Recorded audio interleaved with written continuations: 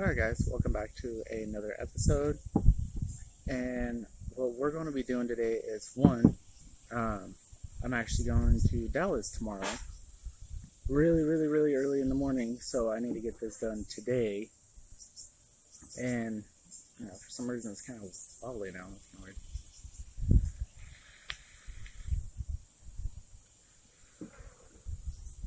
One thing is I'm going to show you guys how, if you have a Gbox laying around and you don't like the typical bottle that comes with it, let me get that out here. Got everything kind of stored away in Steam Rabbit. Sorry for clearing my throat. It's really kind of gummy up today. I'll just leave that out. Alright, so if you don't like the normal bottle that the G bottle or G box comes with, I'm going to show you how you can put the Vandy Vape Pulse 80 watt box tube in there, and it still uses the up and down system. And yeah, put it up in there, close it, barely even need to touch it, and it will try to squonk. Now, I thought about taking this with me tomorrow, but being a dual 18650, walking around everything, like, that's a freaking brick in your hand, and not only that, a brick in your pocket, and it's completely uncomfortable. This is more like what I like to call a table mod or something like that, and a lot of other people like to use that term. Some for at home, not really taking out and about with you. Some like you're at home, you sit down on the table, you're good to go, you get some pretty good battery life. Taking out and about, on the other hand, not really my style. I would prefer the Pulse 80 watt box mod. That's what I got laying around, full regulated. It's got the screen, goes up to 80 watts, of course, Pulse 80 watt. So yeah, the first thing you're going to need is, I'm using a kind of like a cell phone screwdriver kit.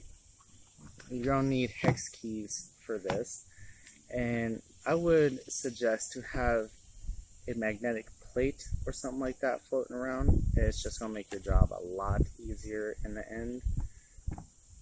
And yeah, I think now we're ready to get all up into the close-ups.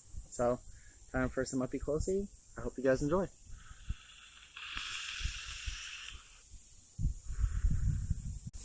Alright guys, I believe we're going to need a T6, I believe, right? Yes sir. We're going to need a T6 bit, and hopefully my dog will stop driving me crazy. It's always when I'm getting ready to record the last couple of days. That's when he really wants to start freaking going at it. But there's 4 screws. Let me go ahead and see if I could turn the brightness up just a little bit here for y'all. That's a little bit better. Alright, so now you can see that there are 4 screw holes. I only have 3 because, well, I lost one, obviously. Pop your door open. You can do this first or last. Doesn't really matter. Go ahead and take your bottle out. Actually, no, we're going to leave it in for this, so just to show you guys. But if you're using your normal bottle, that's what you would want to do. Let's go ahead and pull the body apart. Come on, son of a gun. Oh, I guess if you get all the screws, I forgot to take out my 3rd screw. Alright, so we got all 3 out. There we go. There's the back panel.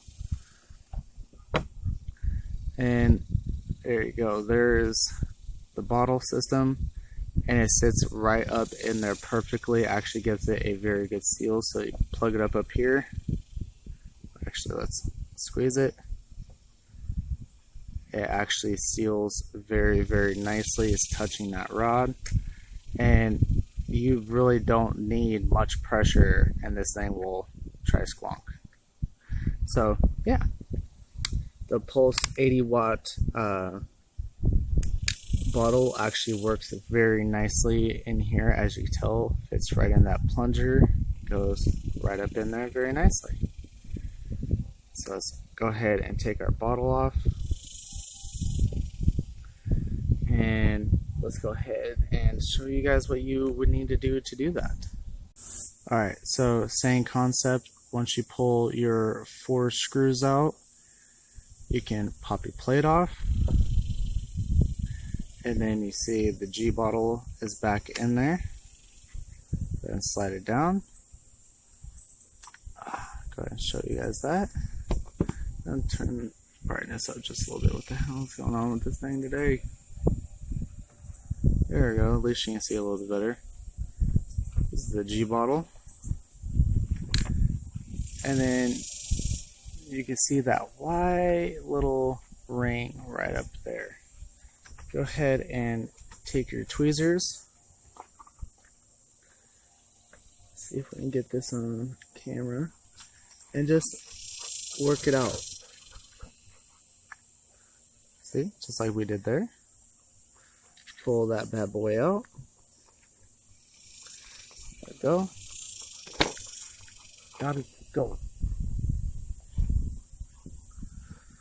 And then now would be the time you would take your Pulse 80-watt bottle and just pop it on out of this cap here.